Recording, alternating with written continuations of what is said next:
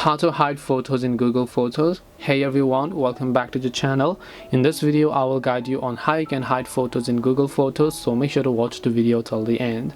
In order to hide photos in Google Photos, all you have to do is go ahead and then first of all make sure to launch the Google Photos application here.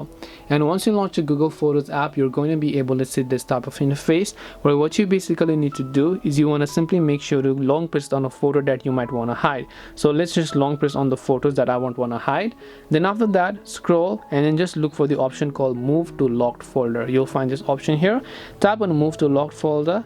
Tap the move option. It will basically go ahead and move that to the locked folder.